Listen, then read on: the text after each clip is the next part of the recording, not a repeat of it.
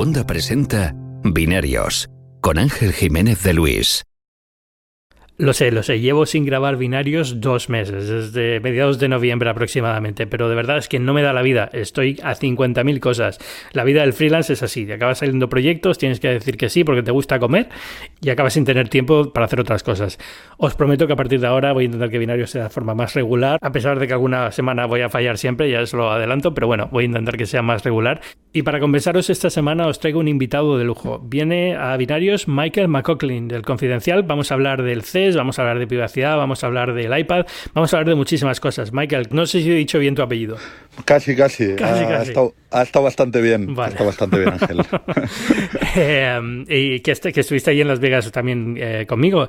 ¿Qué te pareció la feria? Vamos a entrar directamente al trapo. Pues la verdad que a mí el CES me genera un poco de sensaciones encontradas siempre, ¿no? Porque es como una de las citas imprescindibles, pero cuando vas allí empiezas a ver las novedades y muchas veces lo que más llama la atención es lo que más va a tardar en llegar, y si es que llega. Entonces es una feria un poco que me genera un poquito de sensaciones encontradas, que si rascas un poco la superficie de tanto, no quiero llamarle humo, pero casi, encuentras cosas interesantes. Pero creo que esa es la primera sensación que me viene cuando me hablan del CES, ¿no?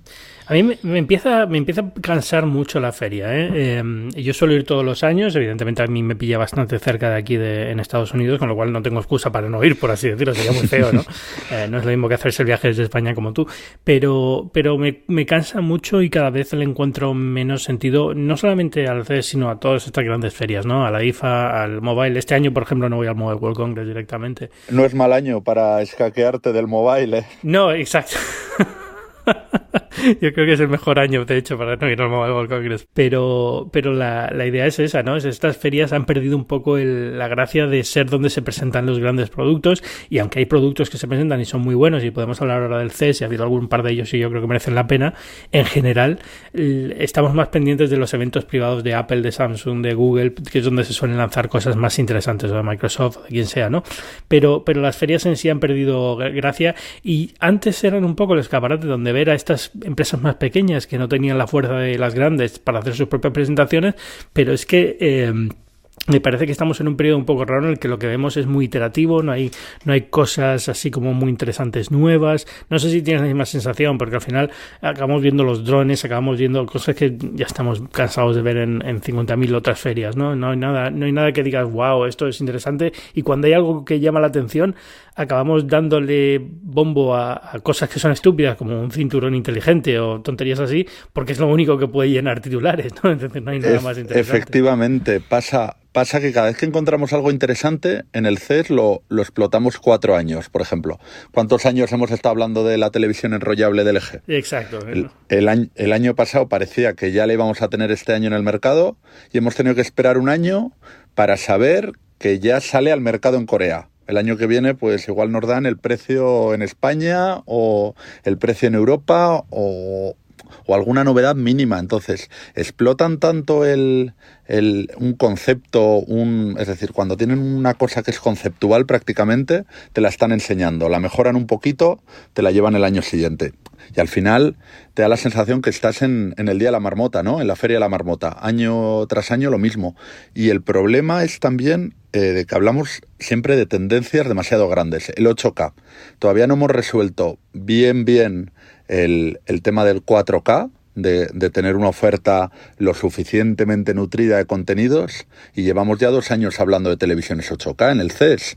O sea, es un poco un viaje al futuro todo el rato. Sí, además yo creo que lo de 8K al final da un poco igual, ¿no? Al final lo de 8K no deja de ser, tal y como yo veo el tema de las 8K, no debería ser noticia 8K, porque 8K no es más que, bueno, la televisión ahora es mucho más grande, le pones más resolución para que tengan, digamos, la misma densidad de píxeles y ya está. Tampoco no hay que hacer un tema del 8K, igual que no hubo que hacerlo en su día el 4K, yo creo, ni a lo mejor el salto a Full HD sí, porque fuera el paso a alta resolución, ¿no? Pero a partir de entonces es un poco como pues ya entendemos el concepto. Vienen televisores con más píxeles, habrá que hacer señales de más calidad y habrá que buscar forma, pero ya está. O sea, no es un tema que me llame, me apasione o me diga esto realmente es el futuro, por aquí van las cosas. Es como, bueno, es voy a decirlo bien, es una inevitabilidad, va a pasar, vamos a tener televisores 8K sí, cuando vayas a tamaños mayores de 75 pulgadas o lo que sea, pero no tiene para mí la carne como para hacer un tema grande sobre esto. Y al final lo tenemos que hacer porque es lo único realmente que hay, ¿no? Pero es me da la sensación esa, ¿no? Estamos como mareando mucho conceptos que son un poco flojos. Y lo he notado también, por ejemplo, en 5G, ¿no? Los últimos años.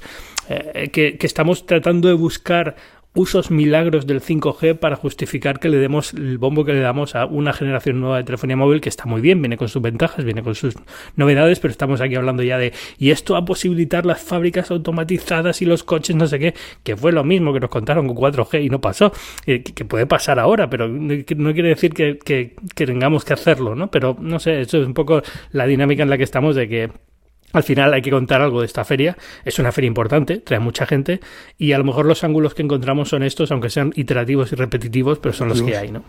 Efectivamente, además con el 5G yo quería hacerte un apunte. Ha sido un auténtico, no sé si llamarlo culebrón, también la historia nunca acabar, te lo han vendido como que llegaba el año pasado y yo cuando realmente tuve un teléfono con Vodafone, que fue los que primero se animaron a sacar tarifas de este tipo, y me puse a hacer una prueba de cómo me influía en el día a día, realmente mi consumo de contenidos en el móvil no cambió. O sea, no fue un cambio drástico para mi día a día en el teléfono móvil. ¿Se verá en las fábricas? Pues sí, pero es que yo creo que el 5G va a ser muy invisible al común de los mortales. Entonces, sí, como debe ser, sí, es que el problema es que tampoco pasa nada porque sea así, es como debe ser. Deja de ser una tecnología inalámbrica, pues bueno, es decir, a la gente que le gusta el tema de las telecomunicaciones a lo mejor lo sigue un poco más, pero pecamos muchas veces de tener que dar estos temas gigantes sobre el 5G y el impacto en la sociedad, que hombre, es el impacto que la sociedad que tiene cualquier tecnología, sea 5G o no, ¿no? Al final, es decir, que no deja de ser un poco buscarle aplicaciones muy grandilocuentes y tratar de hacer un mundo de ellas, pero bueno, nos estamos desviando del CES, estamos entrando en un tono muy pesimista de cosas, pero a ver, a pesar de que la feria sea la que es y sea una feria en la que estamos un poco cansados y que no se presenta tal, ha habido algunas cosas interesantes.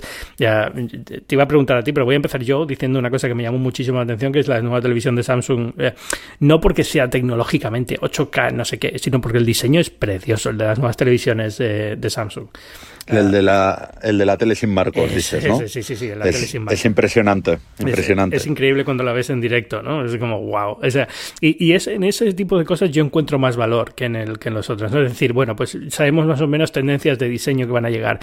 Te puedes imaginar cómo va a ser la pantalla que vas a tener en tu casa el año que viene o dentro de 2 años o 3 años, si te lo puedes permitir como yo, ¿no? Pero por ahí se escucha Blicker, me va a tocar editarla luego aquí del podcast. Pero bueno, ya está. Es un problema porque ahora en la casa nueva es una casa que está un poquito alta sobre la calle y tiene ventanas por todos sitios y entonces se pone las ventanas y cada vez que pasa y se pone a ladrarle y es una locura. Hasta que instale por fin el estudio de grabación aquí definitivo en Atlanta va a ser un poco doloroso. Mientras tanto estoy grabando en la habitación y tal y no un poco follón, pero bueno. Un poco artesano. Bueno, entonces cuéntame, ¿qué te gustó? A mí, pues lo que estamos hablando de la televisión de Samsung, creo que era un tamaño que presentaron allí que estaba por las 90 pulgadas, si no me equivoco. Sí, 85-90, sí. 85-90. Obviamente luego hay que ver cuántas personas realmente van a irse a un tamaño de 85-90 pulgadas, pero independientemente de eso, ese mismo diseño sin marcos, con un 99% de pantalla aplicado a 55-65 pulgadas, yo creo que va a ser igual de impresionante. No solo ya lo de sin marcos, que lo vamos viendo ya en otras categorías de producto, como pueden ser móviles, ordenadores también, que les está costando un poquito más, pero también lo van consiguiendo, el tema del grosor. No sé si tú recuerdas que los 15 milímetros aquellos a mí me parecían también impresionantes. Que una televisión ya ocupe 15 milímetros y sean capaces de meter 4 altavoces y 2 subwoofer, es que me parece... Que 15 milímetros nos parecían teléfonos muy delgados hace un par de años. O sea, no es... Entonces se ha llegado a un punto que es lo que igual nos deberíamos de fijar, de cómo está evolucionando las televisiones en diseño, incluso ya cambiando, para no hablar solo de Samsung, el paso que han dado Sony o LG con las OLED, de sacar OLED pequeñas, que yo, por ejemplo, que yo no vivo en una casa señorial, yo vivo en un apartamento de Madrid, tener la opción de meter una tele de 48 pulgadas en casa y que pueda ser OLED, para mí es una ventaja muy grande. Es decir...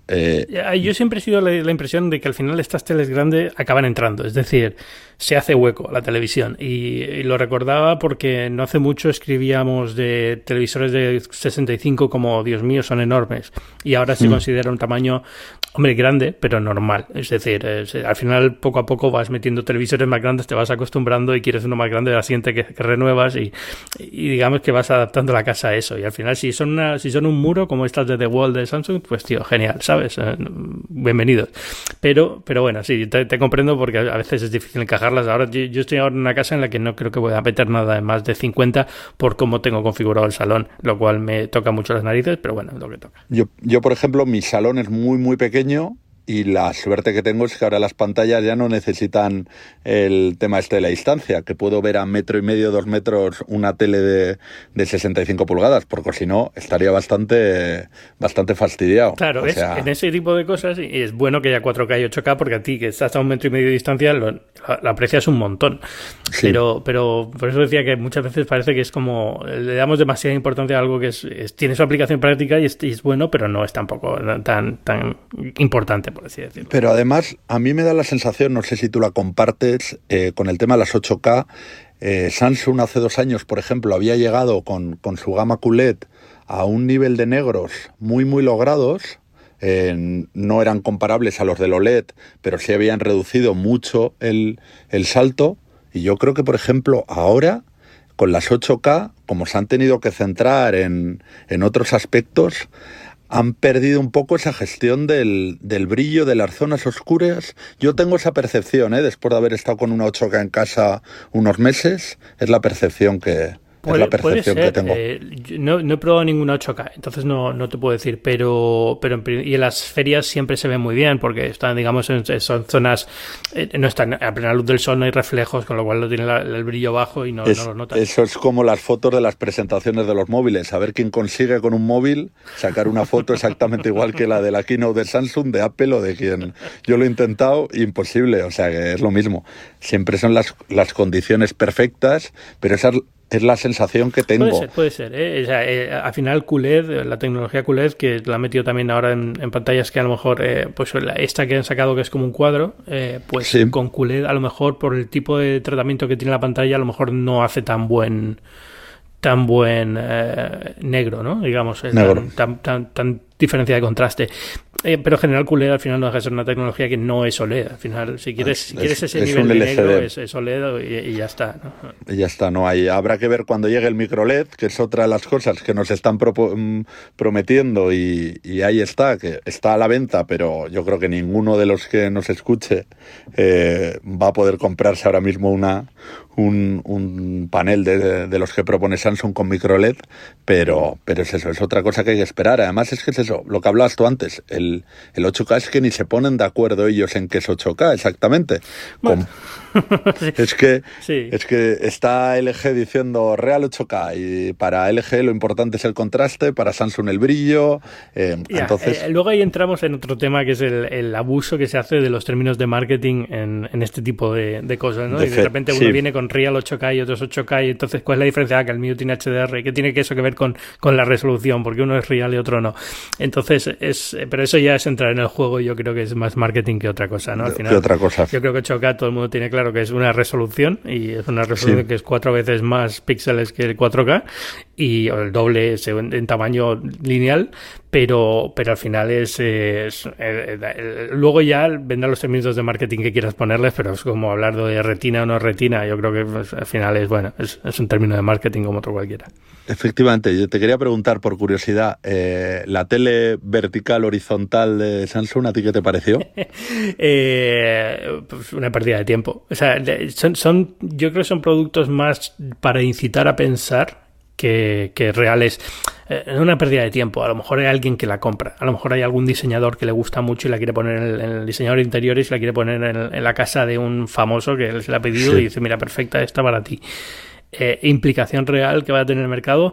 ¿Vamos a ver que las teles van a ser así en 5 años? No creo. O sea, sinceramente no lo creo. En todo caso, para una oficina, para un espacio comercial, podría tener sentido. Ese tipo de usos. Pero no solamente lo tiene Samsung, lo vi también por ahí en TCL y en otros tienen esta misma idea, o no. Grundig, una de estas también tiene una marca rara de estas, tiene también ideas de estas, de una tele que puede girar y ser vertical, pero de verdad que no. O sea, queda curioso, es lo que hablamos. Al final, como tienes que buscar algún ángulo que sea interesante, fresco, divertido, diferente, que atrape un poco al lector y le interese la tecnología, acabas cayendo en poner esto como algo que yo siempre me siento un poco culpable porque evidentemente tienes que hablar de ello, ¿vale? Es parte de la feria, es parte de las noticias que se han presentado y demás, pero me siento como tramposo, me siento como te estoy dando algo y a lo mejor lo estoy vendiendo demasiado para lo que realmente es, que no deja de ser un producto que, bueno, va a ser un producto muy de nicho, va a tener 4 casos prácticos, no creo que vaya a cambiar la forma en la que se diseñan los televisores, y lo del vídeo en vertical es algo que ya tenemos todos superados y creo que nadie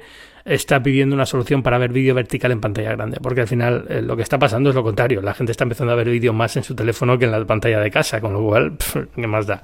Efectivamente. Hablando del tema de ver más vídeo en el teléfono que en la tele de casa o en una pantalla más grande, a mí me llamó bastante la atención por la propuesta, se hizo allí, vete a saber si llega a España el servicio de streaming que se presentó en el CES, que estaba pensado solo para móviles, que iban a hacer capítulos de 10 minutos.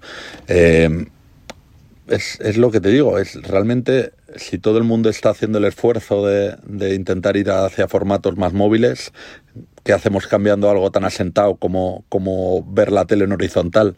Es la reflexión. Sí, nunca se sabe por dónde van a salir las cosas, ¿no? Yo creo que al final también hay un efecto de la gente está intentando ir hacia lo próximo y nunca sabes por dónde va a salir el mercado en temas de contenido, sobre todo, ¿no? Nadie esperaba TikTok, por así decirlo, ¿vale? A pesar de que, bueno, es algo que Instagram Stories o cosas así, ¿no? Sí.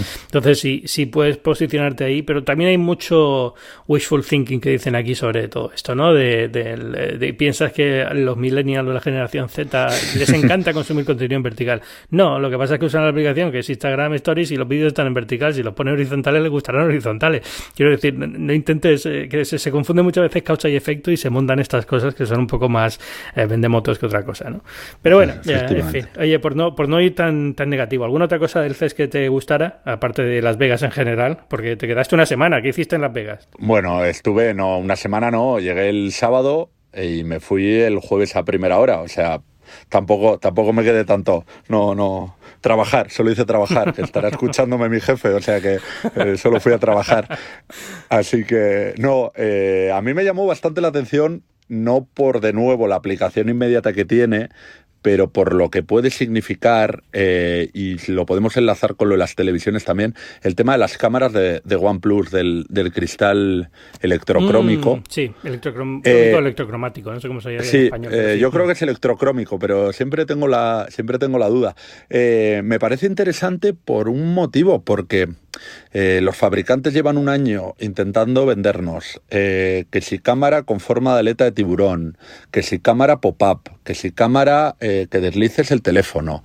O sea, yo no soy muy partidario de los elementos mecánicos en los teléfonos móviles, estén motorizados o no, como es el caso, por ejemplo, el Mi Mix 3 no tienes un elemento motorizado, en el Oppo Find X sí. Entonces, cualquier cosa que sea quitar esos elementos motorizados, a mí me parece genial. La historia es que consigan sacarle más provecho que lo meramente estético. Ellos hablaban de que podía ejercer de filtro polarizador a la hora de sacar fotos sobreiluminadas, que podría ayudar a gestionar. Habrá que ver, es que de nuevo el CES, la coletilla que habría que acompañar al CES es habrá que ver, porque hables lo que hables, habrá que ver qué pasa con esto, habrá que ver cómo llega. Entonces, a mí me parece interesante por eso, porque por lo que puede significar para para eliminar esas piezas mecánicas que a mí personalmente no me entusiasman. Ya. Sí, el teléfono es bonito. Me pareció curioso verlo en directo. Siendo OnePlus, a lo mejor demasiado bombo para algo que es solamente lo del cristal, ¿no? Al final yo creo que tenía que haber puesto alguna característica más que lo hiciera un poco diferente que solamente el cristal electrocrómico este. Pero es curioso verlo en acción. O sea, está muy bien. Además es que te tienes que exprimir la vista cuando no está la lente a la vista, cuando no tienes la aplicación de cámara abierta, tienes que andar dándole muchas vueltas al teléfono buscando un ángulo muy exagerado para darte cuenta que la cámara está ahí. Sí, no, o sea, está súper bien hecho. Y es rápido. O sea, no tarda casi nada en pasar a ser transparente y sacar la foto. Yo no tengo ningún tipo de retardo, digamos, en el uso normal de la aplicación de cámara. En la aplicación, o sea, muy bien. Yo iba a decir otra cosa, y es que me quedaría con el prototipo de Intel de Horseshoe Bend, el portátil que se va a plegar, que tiene pantalla plegable. Lenovo ha sacado uno pequeñito, el que presentó Intel es un poquito más grande, con 17 pulgadas cuando está completamente desplegado. Y oye, es que tiene su gracia el concepto. Yo soy muy anti-pantalla plegable, pero me gustó. Es que a mí me parece que en los portátiles tiene más sentido que en los teléfonos móviles. Sí, yo lo del teclado en pantalla no, pero yo creo que tanto Lenovo como este prototipo de Intel lo han solucionado muy inteligentemente. El de Lenovo, como estas pantallas no las puedes plegar por completo, por así decirlo, ¿no? Porque se queda siempre la horquilla. Tiene una horquilla que tiene que estar un poquito abierta, no puede ser plegado. Lo que han hecho es poner un teclado que puedes meter en medio y entonces queda perfecto el doblez, ¿no? Y justo en el huequito ese cabe un teclado inalámbrico que luego lo pones encima y puedes teclear normal. O sea, es una solución interesante al problema. Y la tontería esta de tener un ordenador que de repente lo abres y es una tableta enorme, me gustó bastante. Yo creo que puede haber algo interesante y era súper escéptico con este tipo de ordenadores, pero me gustó mucho. Yo pude tocar el de Lenovo, lo pude tocar un poquito y a mí me pareció bastante interesante, porque además yo venía un poquito desencantado también de haber probado el Fold, que también cuando lo coges por primera vez te impresiona mucho, te llama muchísimo la atención esa pantalla de 7,8 pulgadas, pero luego en el día a día acabas utilizando la de fuera. Ya, o sea, eso es un problema habitual. Las ventanas de oportunidad, es decir, en qué momento en un formato así vas a poder utilizarlo. Entonces, yo personalmente creo que con portátiles tiene más sentido, porque si yo necesito trabajar sobre mis rodillas, pues lo pliego, lo pongo en un ángulo de 90 o de un poquito más y lo puedo utilizar. Si estoy en una mesa en el que pueda estirarme sin problema o quiera leer en el sofá o lo que sea, también lo puedo estirar mucho más. O sea, yo le veo mucho más sentido aquí que en los móviles. Sí, a ver qué pasa con los móviles, porque este año vendrán los nuevos, el Fold nuevo y hemos visto el de Motorola también y tal. Yo creo que al final van a quedarse en un producto que no va a triunfar y veremos que poco a poco, igual que en su momento hubo pantalla curva y quedó un poco en el olvido, vamos a ver un poquito lo mismo, yo creo.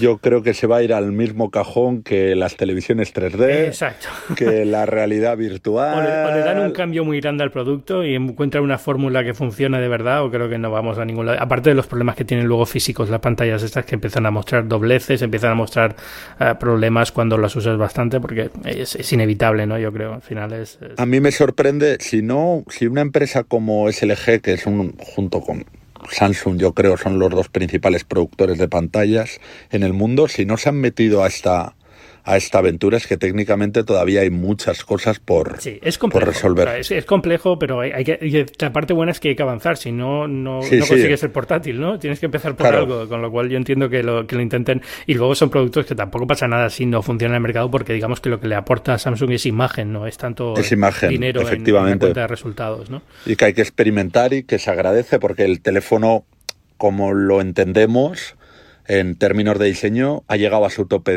de innovación. Es decir, puedes apostar pues por ponerle cuero, por nuevos colores, por dónde colocas la cámara delantera, si en un notch, si en un agujero, pero como tal ya no hemos dejado atrás esos 2-3 años que tuvimos de que cada año nos encontrábamos con un cambio gordo de diseño. Entonces se agradece que se hagan estas innovaciones, estas apuestas por esa parte.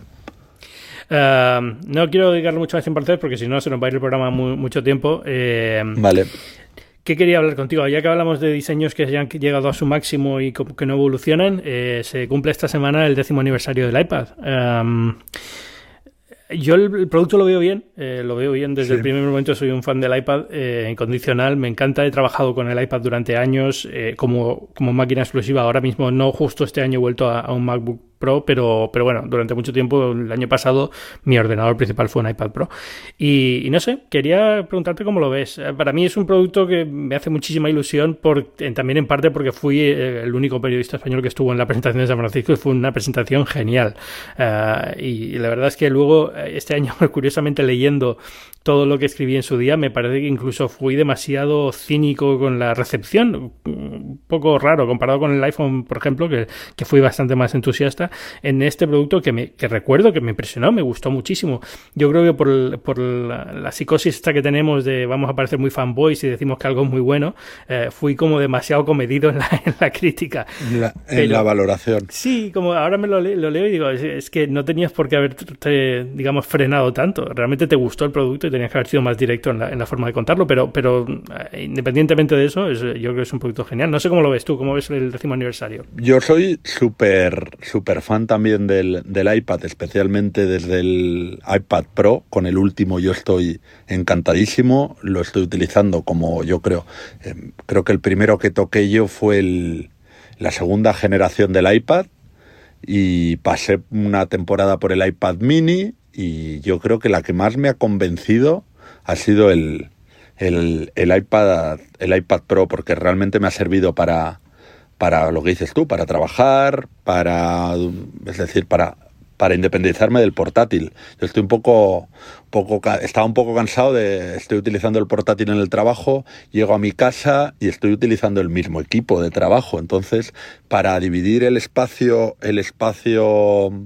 trabajo personal, que viene muy bien establecer barreras también en los dispositivos, a mí me ha venido muy bien, pero es lo que te digo. Creo que Apple se va a encontrar, no sé si en el corto plazo o en el medio, en un momento que va a tener que decidir qué papel le da exactamente al iPad, si le da más peso o lo sigue teniendo como un acompañamiento a sus dos principales dispositivos, que son los Macs y los iPhone, o le da realmente el peso ese que mucha gente lleva hablando de que sea capaz de sustituir a un portátil. Entonces no sé cómo lo ves tú. Bueno, los últimos cambios que han hecho en el software y tal dan a entender que van a esa segunda parte. Ha sido un producto, mucha gente lo ha comentado y yo creo que es un análisis acertado. Fue el producto al que más le afectó la muerte de Steve Jobs. Es decir, yo creo que cuando Steve Jobs muere, no hay nadie que tuviera la visión o el entusiasmo dentro de la compañía que tenía Jobs. Así como el teléfono sí, había otros ejecutivos que sí, que lo consideran un producto prioritario y demás, el iPad quedó como en un limbo un poco extraño. Y yo creo que era por eso, porque Jobs tampoco en su momento no comunicó a nadie cómo quería que esto fuera adelante, ¿no?, en los próximos años, o qué pasó ahí. Y yo creo que también ha sido un poco que Apple se dio cuenta de que tenía un producto que funcionó muy bien, funcionó mejor de lo que esperaba cuando salió originalmente, pero que luego se paró un poco y no supo cómo reaccionar y no supo por qué se ha parado. Y la respuesta de por qué se ha parado es una que yo sospecho que simplemente fue una cuestión fue un boom inicial muy grande y de repente hubo un momento que dices, bueno, este producto sigue valiéndome, sigue funcionando perfectamente, no tengo por qué renovarlo, y el mercado, digamos, paró de renovarlo durante 5 años. Simplemente fue eso, claro, ¿no? Y cuando ha retomado un poquito el ritmo es simplemente porque ya por fin empieza a haber motivos para renovar un iPad, el Pro, o más velocidad y demás. O sea, simplemente es eso. Pero la sensación que tengo es esa, y yo creo que es un análisis acertado. De todos los productos de Apple, el que más sufrió la muerte de Steve Jobs, sin duda alguna, fue el iPad. Quedó en un limbo un poco extraño. Es que además esa desorientación o ese no saber por dónde tirar, igual se puede ver representado en el iPad mini, porque por ejemplo a mí me dio la sensación, me sorprendió cuando lo renovaron, pues que fue hace un año, el año pasado volvieron a sacar un nuevo modelo de iPad mini. Todo el mundo estaba... habían tardado muchísimo, todo el mundo estaba preguntándose, diciendo, ¿qué va a pasar con este iPad en un contexto en el que las pantallas de los móviles, estamos haciendo móviles más grandes que albergan pantallas más grandes. Entonces... Es un producto extraño, es un producto que te permite ver la compañía desde una óptica un poco diferente al resto, porque yo me imagino que estas discusiones pasan en todos los productos de Apple, es decir, los ejecutivos responsables del MacBook y los del iPhone y los del Apple Watch, todas las reuniones que tienen siempre hay problemas de qué hacer con el producto, cómo vamos a evolucionarlo, no problemas, sino el día a día de tener un producto que tienes que, digamos, evolucionar y mover hacia una dirección y tienes que tomar decisiones. Pero con el iPad tengo la sensación de que se puede ver más claro la indecisión, la falta de orientación de qué es este producto, hacia dónde va y qué queremos hacer con él. Yo creo que lo que pasó con el Mini es que realmente lo que tú dices, casi todo el mundo estaba teniendo móviles más grandes, pantallas más grandes, y era un poco la duda de ¿para qué vamos a hacer un Mini? Si realmente esa función la estamos haciendo, la está recogiendo ahora el iPhone Pro Max o lo que sea, y lo que se dieron cuenta es que como no van a tener iPod Touch a partir de ahora y van a entrar en servicios, necesitan algún tipo de dispositivo que sea barato, portátil, fácil de llevar, cómodo de sujetar en una mano, en el que puedas ver películas, en el que puedas jugar a juegos de Apple Arcade. Entonces, digamos, cumple esa función. Ahora bien, lo raro de este producto es que el iPad tamaño normal suele estar más barato en ofertas que el iPad Mini. Es súper extraño. Y una oportunidad que a mí me parece que han dejado pasar, o que igual querían ponerlo en el mercado para decir, oye, que seguimos teniendo este formato pequeño, pero una oportunidad que han dejado pasar es el tema de conservar el diseño viejo. Es decir, el iPad Mini con un diseño como pueden tener los Pro, a mí me parecería que ganaría muchísimo. Porque tú el Pro que tienes, ¿qué tamaño tiene? Tengo el grande. Claro, el grande es muy grande. O sea, yo usaba el grande porque tenía que usarlo como único ordenador y va muy bien, pero es verdad que se acaba siendo muy grande. Sobre todo leer un libro o una cosa así es tal vez demasiado. Efectivamente, pero yo cuando tuve en mano el otro, el de 10, creo que son 10, no me sé exactamente cuánto es, el de 10 pulgadas, ese es un tamaño ideal también para moverlo. A mí, por ejemplo, me pasa, yo como lo utilizo mucho para escribir, me viene muy bien lo de la pantalla grande con el Pro, porque a mí me gusta tener mucho espacio en la pantalla cuando escribo, no me gusta ceñirme a una pantalla muy pequeñita. A mí escribir un texto largo en el móvil me cuesta horrores. Yo veo compañeros nuestros que se cogen el móvil y se escriben la crónica desde la primera hasta la última palabra sin ningún problema. A mí me cuesta mucho, pero también es eso. Y otra cosa que me pasa a mí con el Pro, que yo creo que han solucionado muy bien lo de la pantalla, pero no han conseguido solucionar todavía, en mi opinión, otra parte fundamental de un portátil, que es lo que aspira a sustituir, que es la parte del teclado, ¿no? A ver, nosotros somos un caso muy particular porque los periodistas tenemos que escribir mucho, entonces necesitamos un teclado que sea bueno y funcione bien, y yo creo que al del iPad, por ejemplo, le falta algo que para nosotros es súper importante, que es retroiluminación. Y nunca creo que hayan acabado de dar con el diseño bueno del teclado del iPad. Y no hay terceros fabricantes que lo estén haciendo bien tampoco, porque el único es Logitech, por así decirlo. Hay alguna otra marca, pero en general que estén apostando fuerte por teclados para iPad es Logitech, y ninguno de los de Logitech tampoco me acaba de convencer, o son más pesados, o son más... Ahí yo creo que hay margen de maniobra, pero creo que la razón es esa, que nosotros tendemos a valorar esa función más que la media de usuario de iPad Pro. Entonces... nos parece una omisión muy grande, y ya para otros es una omisión, pero es una omisión pequeña. Pero yo no hablo ya de los usuarios de iPad Pro como tal, digo, posibles usuarios de iPad Pro. Es decir, compañeros míos de alrededor o amigos que realmente sus labores son ofimática, el 90% de sus labores con un portátil es ofimática. Si tuviesen un buen teclado, yo creo que podrían valorar irse a un al final somos animales de costumbres, ¿no? Y ese es uno de los grandes retos que puede tener. Pero yo creo que ahí también entraría ratón, ¿eh? O sea, al final, si no hay un soporte de ratón para ciertas cosas de ofimática, de hoja de cálculo y tal, es muy complejo convencer a alguien de que se pase un iPad, porque es incómodo. Es decir, claro, te da ventajas en algunas cosas, pero te las quitan otras. Y yo creo que sufren más los de ofimática que justo los contrarios. Los de diseño, por ejemplo, están encantados con un iPad porque pueden dibujar directamente en la pantalla y demás, ¿no? Entonces, efectivamente, son los dos tipos de usuario, y yo creo que uno se choca con el otro, y al final todos nos hemos acostumbrado a una herramienta que es el portátil, y cuando nos sacas de esa, los pros y contras empiezan a pesar más, ¿no? Porque el portátil, al fin y al cabo, también tiene sus inconvenientes y nos hemos acostumbrado y se acabó, no hay más historia. O el ordenador general, pero cuando llegas con una nueva propuesta de valor, la gente vuelve a considerar pros y contras y a veces no encaja bien. A mí me gustaría, Ángel, preguntarte, porque es algo que me ha venido a la cabeza porque he leído estos días bastante, que muchos resaltan la importancia que tuvo el iPad, el impacto que tuvo en que Microsoft, Windows y los portátiles se pusieran un poco las pilas. Yo no sé si tú compartes esta visión o crees que es más, por ejemplo, a mí personalmente, como la he leído, creo que fue más importante igual el MacBook Air para que apareciesen los Ultrabook y se pusiesen las pilas en asuntos de diseño que el iPad como tal. No sé, es algo que me ha venido ahora a la cabeza. Hay verdad en las dos cosas, pero hay muchos matices. Primero, Microsoft ya estaba planeando lanzar tabletas, digamos, con Windows 8, con un Windows 8 un poquito mejor y más adaptado. Creo que Steven Sinofsky, que era entonces el que llevaba la parte de Windows en Microsoft, ha hecho un post en Twitter esta semana con el motivo del iPad, que es muy, muy bueno. La verdad es que él es un genio, es un tío muy bueno. Ya no está en Microsoft, pero bueno, habla un poco de la perspectiva de esos años en Microsoft y cómo lo que les sorprendió no fue tanto que Apple fuera a lanzar una tableta, que era algo que se había hablado toda la vida, era el que hubieran llegado con el interior de un iPhone, es decir, con procesador de iPhone, con una duración de batería que Microsoft ni siquiera tenía en mente que podía poder conseguir, y eso fue un poco donde metieron la pata, ¿no? No metieron la pata, sino donde se dieron cuenta de que el producto iba a ser otro y estaban apostando por un modelo que a lo mejor no iba a evolucionar tan bien.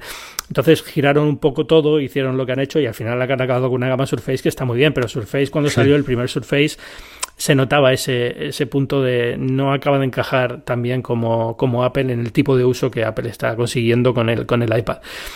Pero yo creo que hubieran evolucionado también en esta dirección sin el iPad de por medio. O sea, es difícil decirlo, a lo mejor no hubiera habido tanta demanda de tableta, pero yo creo que yo no diría que obligó a Microsoft a cambiar radicalmente su forma de pensar.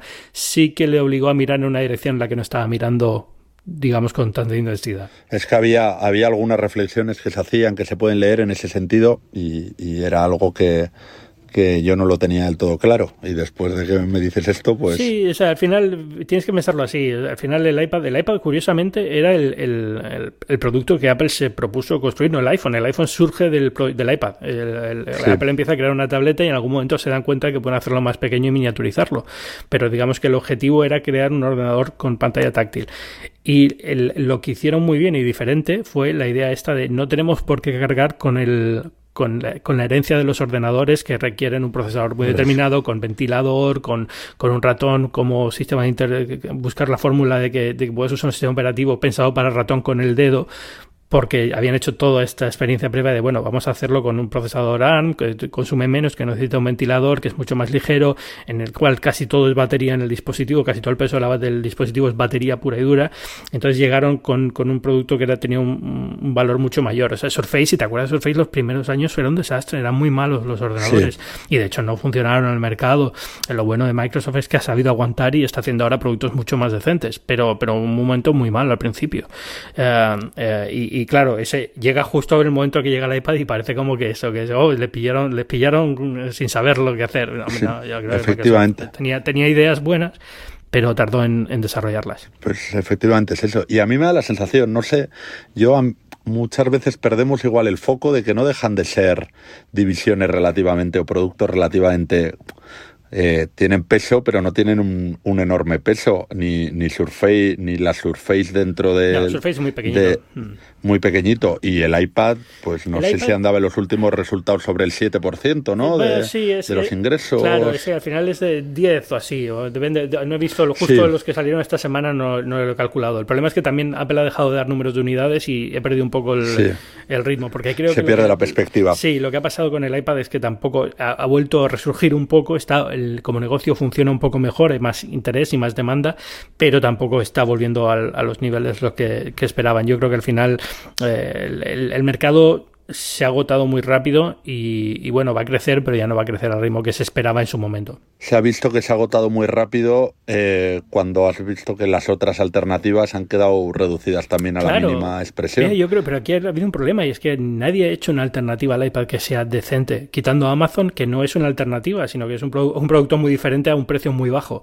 Pero nadie ha hecho una tableta que sea comparable porque al final requería una coordinación entre Google y los fabricantes que no ha llegado, ¿no? Entonces, quitando Microsoft Microsoft está en unos puntos de precio muy altos también. Quitando Microsoft y Apple, nadie más ha entrado al mercado de las tabletas premium, por así decirlo, con cierto éxito.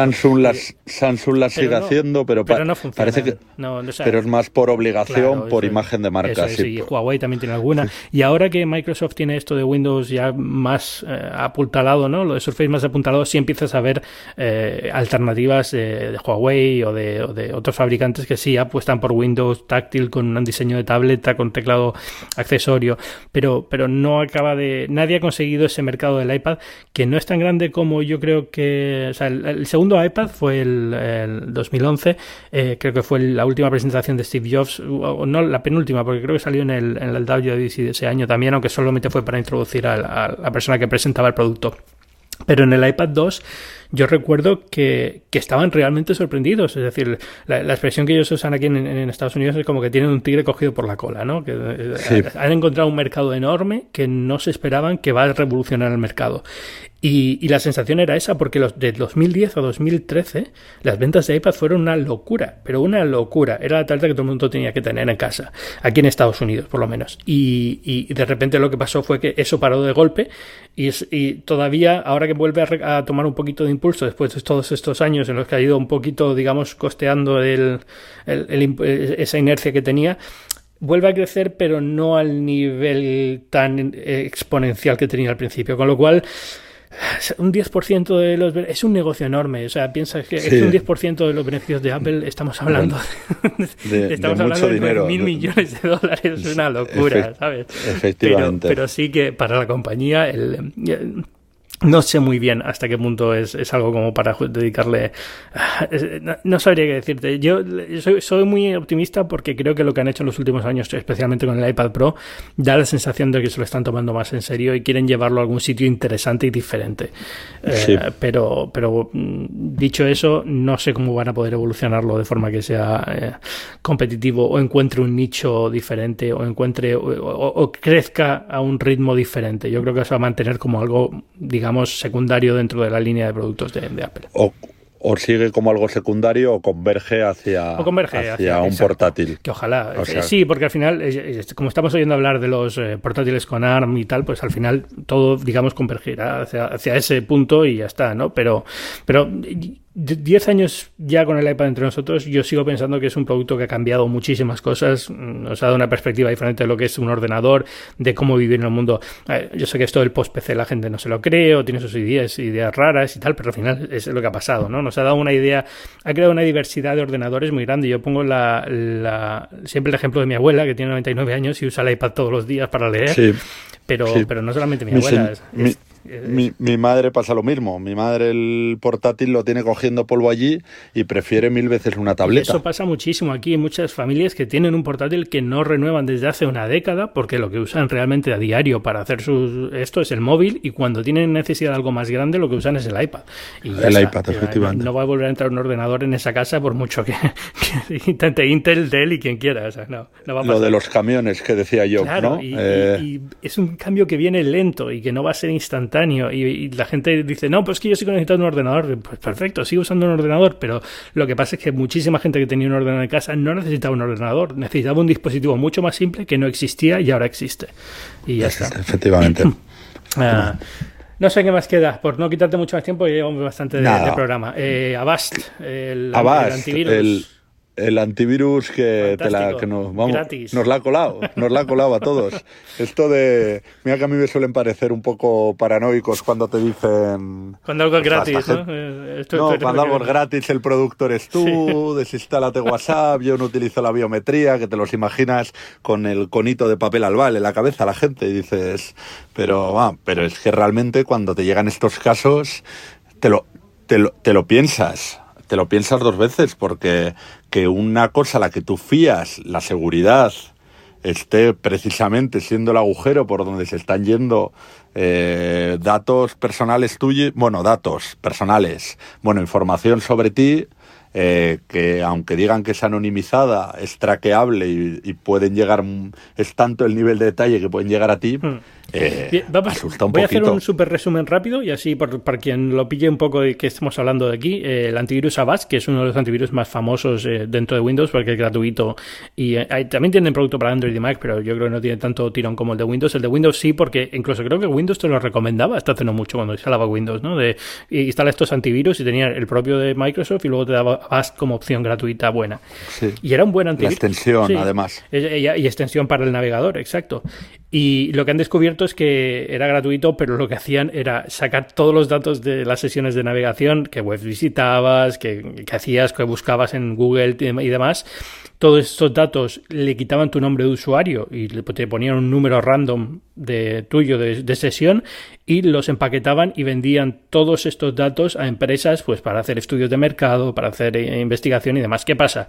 Que el nivel de granularidad era tanto que si tú vas a Amazon y compras un producto, si Amazon compra esta base de datos, lo único que tiene que hacer es decir, bueno, este señor compró este producto a esta hora. Vamos a nuestra base de datos privada. ¿Quién es este señor? Ah, es esta persona. Y ese número que te daban de identificación era para todo, con lo cual a partir de entonces podían saber exactamente con tu nombre qué habías hecho en Internet por completo, ¿no? Y es lo que pasa con este tipo de datos. La gente dice, los datos son anónimos, los han anonimizado, pero es que cuando llegas a un nivel de datos muy concreto es muy fácil saber, aunque estén anonimizados, quién es la persona que está detrás con un nivel bastante certero, ¿no? de exactitud. Sí, sí, es que además, pero sabían, a mí detalles que me han sorprendido mucho es que sabían hasta los segundos que te pasabas mirando una parte de la web. O sea, es un... Sí. A mí me ha dado un poco de cague, la verdad. Da mucho miedo porque además es un producto que ellos venden a empresas tipo Pepsi, Google, Microsoft, quien sea. Luego veremos qué hacen estas empresas con estos datos, pero bueno, la mayoría de las veces a lo mejor no son necesariamente malos. Lo que hacen es estudio de mercado y dicen, bueno, nuestra web la gente no ve este enlace, hay que ponerlo más tal, ¿no? Pero también se lo venden a empresas, a terceras empresas de marketing, como OmniStudio, Omnicom y algunas de estas, que son gigantes del marketing que tienen bases de datos que a su vez revenden a terceros con todos estos datos, con lo cual dices, bueno, ¿de dónde han acabado estos datos? No lo sabes. Y al final no solo es marketing, es también, si estos datos caen en, no sé, entidades si los bancos, entidades financieras se empiezan a meter en estos asuntos, pues puede llegar un momento que se discrimine a cierto perfil de usuario en base a los perfiles que se tracen en esa información que está descontextualizada. Exacto. O sea, pues esta persona está buscando mucho casas de apuestas o algo. No me parece alguien a quien darle un crédito. Igual es una persona súper responsable luego. Eso, está buscando porque le entra curiosidad por ver cómo funcionan. Yo qué sé. O sea, pueden ser millones de razones, ¿no? Pero sí, es un problema muy grande y que le hayan enviado así y que se hayan defendido diciendo, bueno, ya no lo hacemos, pero estaban anonimizados, cuando todo el mundo sabe que era el mismo número de identificación para siempre, para cada usuario. Sí, es que además pasaba que aunque navegases, si tenías la extensión instalada, si aunque navegases en incógnito, claro, esa actividad quedaba registrada. Claro, o sea, no servía ni el modo incógnito. Claro. Entonces, esto al final te hace, yo creo que reflexionar hacia algo más grande. Pasa lo mismo, por ejemplo, a mí con los móviles, esta semana que hablaba con varios expertos de privacidad de datos por el Día Internacional de la Privacidad de Datos, claro, pasa. Novedades de Android y de iOS de las últimas ediciones. Poder gestionar los permisos que das individualmente a cada aplicación. Pero, por ejemplo, en Google no tienes control absoluto de los datos que coge el sistema operativo de ti.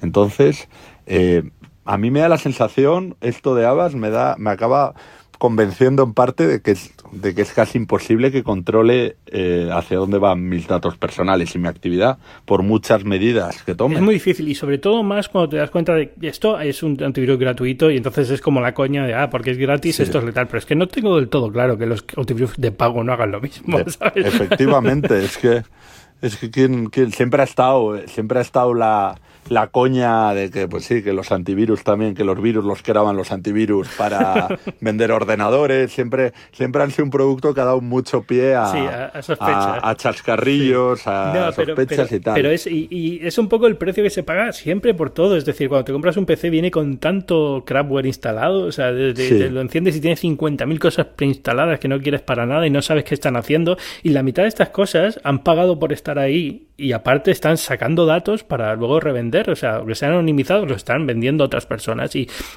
se ha perdido el control de eso porque está medio oculto en los menús estos que dices aceptar y no, nadie tiene la capacidad cognitiva de llevar una lista de qué está qué mide de mí aceptando y qué no, y además qué mide de mí cada programa y cuánto se puede saber. Y es que no lo sé yo, que llevo mucho tiempo en temas de tecnología, no sé exactamente el nivel de los datos. A mí me ha sorprendido muchas veces cuando he descubierto lo que se puede saber de una persona en base al tiempo que pasa mirando una web. Parece una tontería, pero te pones a pensar las derivadas que tiene y son muchísimas.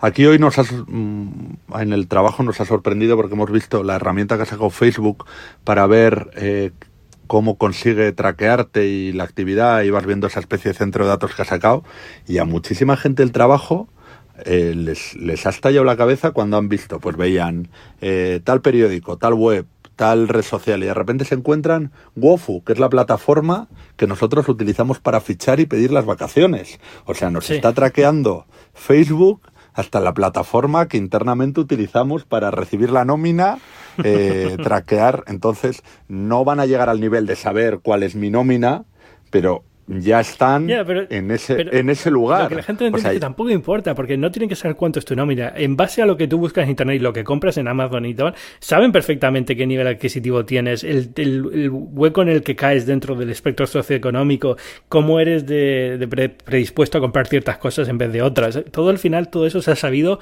por 10.000 sitios, y creo que es un momento en el que nos vamos a dar cuenta en los próximos años que ya no es. Es decir, esto ya es una ilusión que se ha roto. Es decir, no es una batalla porque estos datos no salgan a la luz. Estos datos ya están en la luz y ahora la batalla es intentar ver cómo podemos pararlo, pero yo creo que ya es muy difícil. Yo es que creo que es imparable.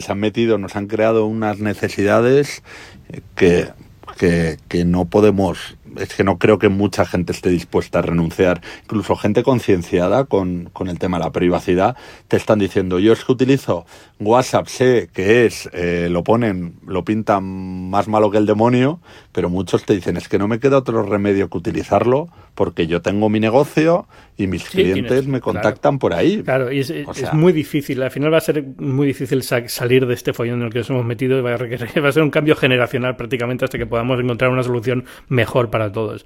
Pero luego te encuentras con cosas que es un debate muy complejo con muchísimas derivadas. Justo esta semana hemos tenido lo de Apple y el FBI de nuevo, el follón este. Es como Apple se supone que es la empresa que mejor controla esto, es decir, que más concienciada está de proteger estos tipos, porque digamos que lo han usado como un elemento diferenciador respecto a Google. Sí. Nosotros no tenemos por qué saber nada de ti, pero al mismo tiempo tienen este problema de, las copias de seguridad en el cloud todavía no están cifradas, con lo cual si el FBI quiere datos los puede pedir a Apple, los puede encontrar, ¿no? Es complicado y es un debate difícil. Y además Apple tiene, hasta el día de hoy, ha sido una empresa sobre todo de hardware, pero ahora que se mete en servicios, pues igual los datos empiezan a ser más críticos para ellos. Claro, entonces nos encontramos... Sí, pueden acabar teniendo que usarlos, digamos, en su propio beneficio económico, ¿no? Por así decirlo.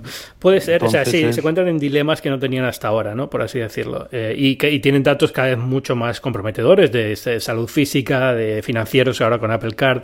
Están metidos en un punto en el que, por eso, tener valores éticos muy claros y marcados suele ser bueno. Es decir, si una empresa hace hincapié en que son especialmente buenos con la privacidad, por lo menos, digamos, se autoobligan a que tengan que serlo, porque si no, cuando les pillan en un traspiés, pues se nota, ¿no? Quedan un poco expuestos. Esto del FBI ha sido un poco extraño, porque es difícil. La razón por la que Apple no cifra las copias de iCloud es comprensible, pero aún así no se entiende que no lo dé como opción.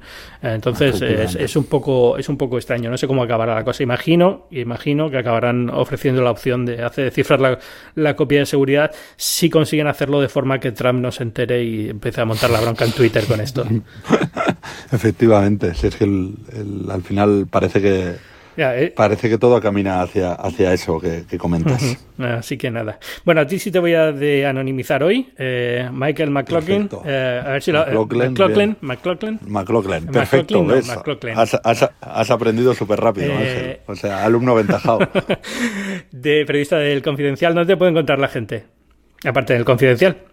En el Confidencial, pues me pueden encontrar en Twitter, bastante más sencillamente Michael MC Sáez. No quería ponerlo facilito y básicamente ahí, porque Facebook me borré en su momento hilando con el último bloque del programa, así que es básicamente donde me pueden encontrar también. Pues perfecto, ahí te los mando. Muchísimas gracias por venir a Binarios esta semana.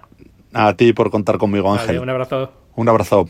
Y a mí ya me conocéis, yo soy Ángel Jiménez de Luis y podéis leerme en las páginas web del diario El Mundo, en Fuera de Serie de la revista Expansión, en Muy Interesante, en muchísimos otros sitios. Este año, por ejemplo, he empezado un nuevo proyecto con CNN Español, CNN_, que es una web donde vamos a hablar de tecnología, por supuesto, pero también de otras ofertas en Internet y merece mucho la pena que la visitéis.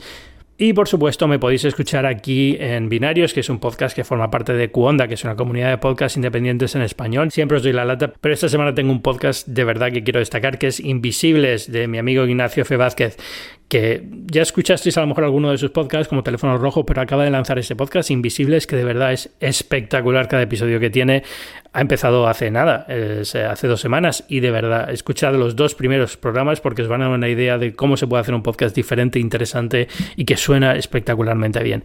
Recordad, Invisibles, podéis encontrarlo en Cuonda, www.cuonda.com, y nosotros nos escuchamos, ahora sí, espero que de forma regular, cada semana aquí en Binarios. Chao.